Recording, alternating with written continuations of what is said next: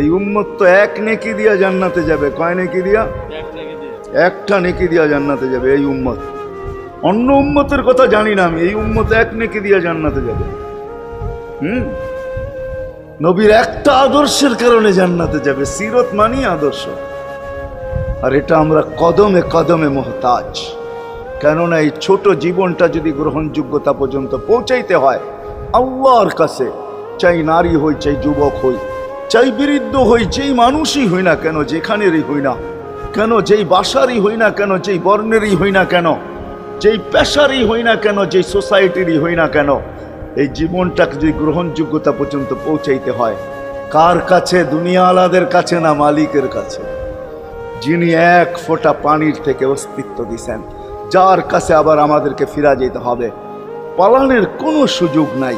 এই জন্যই কোরআন আমাদেরকে বোঝায় আইনাল মাফার। আল্লাহ বলতেছে কোথায় ভাগবে তুমি, বলো কোথায় ভাগবে?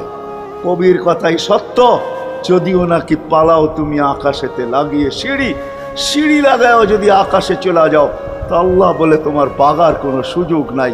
কেননা ইল্লা বিসুলতান, ওইখানেও আমার রাজত্ব, এইখানেও আমার রাজত্ব, ডাইনো আমার রাজত্ব, বামে আগে পিছে উপরে নিচে সর্বত্র আমার রাজত্ব। আমার রাজত্বের বাহিরে যাওয়ার ক্ষমতা তোমাদের নাই। দ্বিতীয় কথা এটো, আইনা আনা মাআকুম আইনা মা কুনতুম, যেখানে যাবে ওইখানে আমি সঙ্গে থাকব। আমাকে দূর করতে পারবে না। যদি করো তাহলে তুমি থাকবে না, তোমার অস্তিত্বই থাকবে না।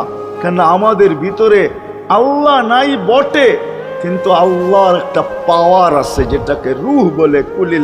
কুলির রূহ মিন আমরি রব্বি, আল্লাহর একটা পাওয়ার, একটা সিফত, সবচেয়ে শক্তিশালী পাওয়ার যেটা, ওটা আমাদের ভিতরে আল্লাহ ঢুকায় রাখছেন, যেটাকে আমরা রূহ বলি। কোরআনের ভাষায় রূহ বলে, বাংলা ভাষায় আত্মা বলে।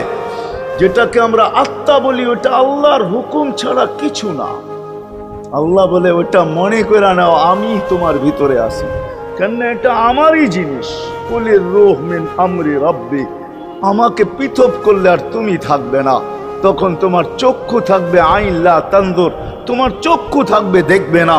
উদুন লা তাসমা, কান থাকবে শুনবে না। লিসান লা তান্তিক, জবান থাকবে কিন্তু জিহ্বা থাকবে কিন্তু বলবে না। আকলুন লা তুমাইয়িজ, তোমার মগজ থাকবে ভালো মন্দ বুঝবে না। কলব লা তাতাফাক্কার, দিল থাকবে কিন্তু চিন্তা করার ক্ষমতা তোমার থাকবে না। ইয়াত লা তাফতিশ, হাত থাকবে ধরবে না। রিজল লা তামশি, পাও থাকবে চলবে না। তুমি হবে লাশ। ওই আল্লাহ পর্যন্ত যদি গ্রহণযোগ্যতায় পৌঁছাইতে হয়, ওইখান থেকে বাহির হয়ে গেছি।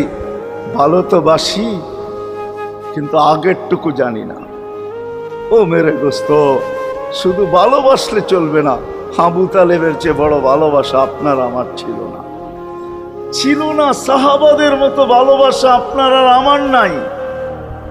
আছে নাকি? হ্যাঁ, আবু তালেবের মতো ভালোবাসা ছিল। চলেন শর্ট করি। আবু তালেবকে নিজের হাতে আল্লাহ রসুল কবরে রাখছেন। যখন রাখতেছিলেন তখন চিৎকার দিতেছিলেন, আম্মি মা তারাক্তালি সাবিলা, চাচা কোন রাস্তা রাখলেন না আমার জন্য। বলছিলাম কলেমা পড়েন, পড়লেন না। বলছিলাম ঠোঁটটা হেলান, হেলাইলেন না। বলছিলাম চুপ থাকেন, তাও থাকলেন না। সর্বশেষ একটা চিৎকার দিলেন, আলা মিল্লাতি আব্দুল মুত্তালিব, আব্দুল মুত্তালিবের ধর্মের উপরে চলে যেতেছি। এই কথা বইলা দুনিয়ার থেকে বিদায় নিলেন। চুপও যদি থাকতেন তো আমার জন্য কোনো সুযোগ হইতো। চাচা, ও চাচা, আমার জন্য কোনো রাস্তা রাখলেন না। ভালোবাসা কাজে দিবে না। এই জন্য চলেন, জীবনটাকে গ্রহণযোগ্যতা পর্যন্ত পৌঁছাইতে হইলে কদমে কদমে মুহাম্মদুর রাসূলুল্লাহর আদর্শ লাগবে। যেটাকে আরবি ভাষায় সিরাত বলে, যেটাকে কেরিয়ার বলে। আল্লাহর রসুলের কেরিয়ার লাগবে, আল্লাহর রসুলের আদর্শ লাগবে, আল্লাহর রসুলের সিরত লাগবে, আল্লাহর রসুলের চরিত্র লাগবে। এই জন্যই আল্লাহ কোরআনে বলছেন, লাকাদ কানা লাকুম ফি রাসূলিল্লাহি উসওয়াতুন হাসানা, তোমরা লিমান কানা ইয়ারজুল্লাহ, তোমরা যদি আমাকে পাইতে চাও তাহলে আমার আদর্শ সহজ করছেন, কঠিন করেন নাই। আল্লাহ কঠিন করতে পারতেন, আল্লাহ সহজ করছেন। কেননা আসলে উদ্দেশ্য ছিল আল্লাহকেই মানা, আল্লাহকে মানা উদ্দেশ্য ছিল। কিন্তু আল্লাহকে চোখে দেখা যায় না, মানবে তো মানবে কি করে? আল্লাহর কথা শোনা যায় না, তো আল্লাহকে মানবে তো মানবে কি করে?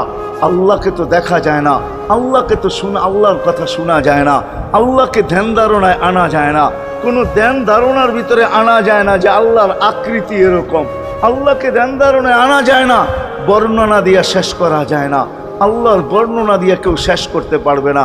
কোরআন বড় কিছু আমাদেরকে বুঝাইছেন, অনেক বুঝাইছেন যে আল্লাহর বর্ণনা দিয়ে শেষ করা যাবে না। আল্লাহ শুধু আল্লাহ।